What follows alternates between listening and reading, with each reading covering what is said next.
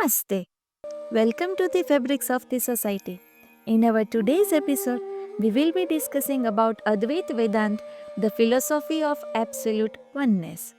Imagine waking up one day and realizing that everything you thought was real, your identity, your past, your struggles, was just a dream, not metaphorically, but literally.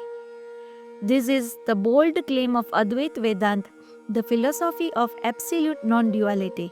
It tells us that separation we see between ourselves and the world is nothing but an illusion, a misunderstanding of reality. But how can this be? If everything is one, why do we experience duality, good and bad, pleasure and pain, self and other? If the ocean is one, why do we see individual waves?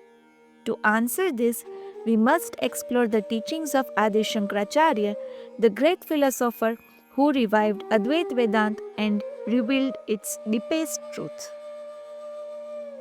Now question arises, what is Advaita? Let's try to find the answer of the same. The word Advaita means no two. It asserts that there is no fundamental division in existence. What we perceive as multiple entities, the self, the world, the divine, are all just different expressions of the same Brahman or Brahma, the infinite, unchanging reality.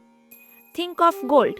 It can take the shape of rings, necklace, bracelets, but no matter the form, it is always just gold.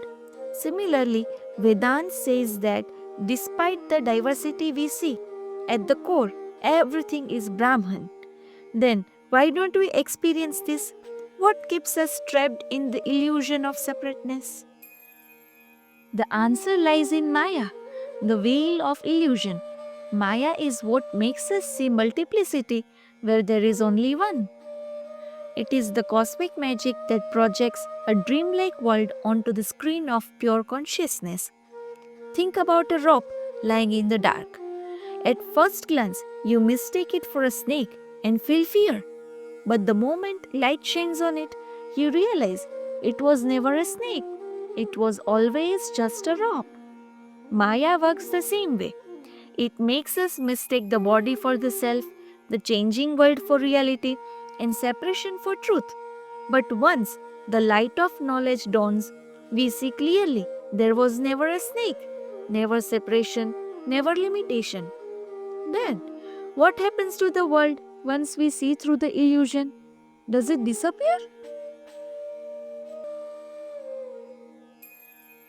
Moving further, let's understand liberation while living, Jivanmukti.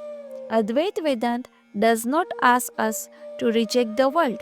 It simply tells us to see it for what it truly is. A realized person called Jivanmukta lives in the world like an actor in a play. They know that the drama of life is unfolding, but they are not bound by it. They feel pain, but they do not suffer.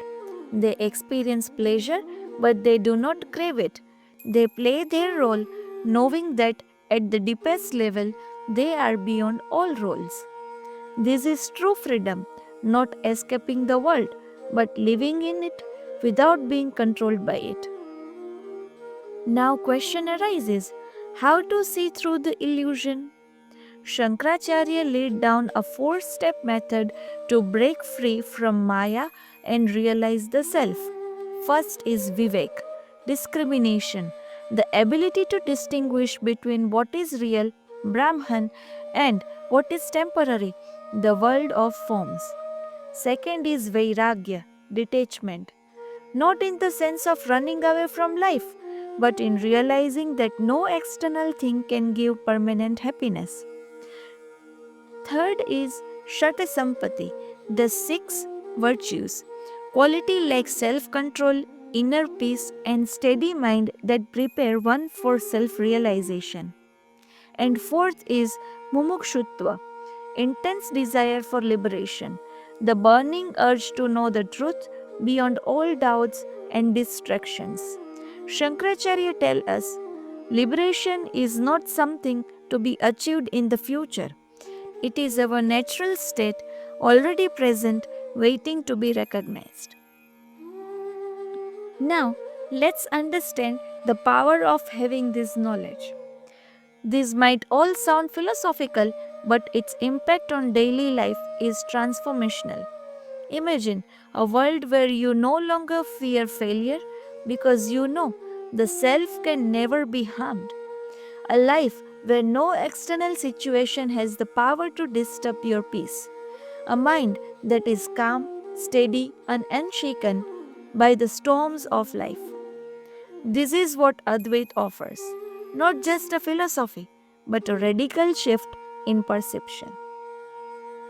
Before concluding this video, I would like to say that the journey of Vedanta is not about becoming something new. It is about removing the false and recognizing what has always been true.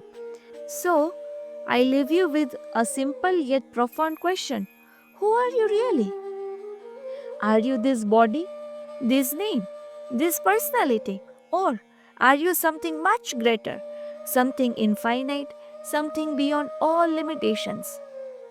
In the next episode, we will dive deeper into the practical methods of Advaita Vedanta, self inquiry, meditation, and direct experience of non duality. This is Fabrics of the Society, and I will see you in the next episode. Om Tat Sat.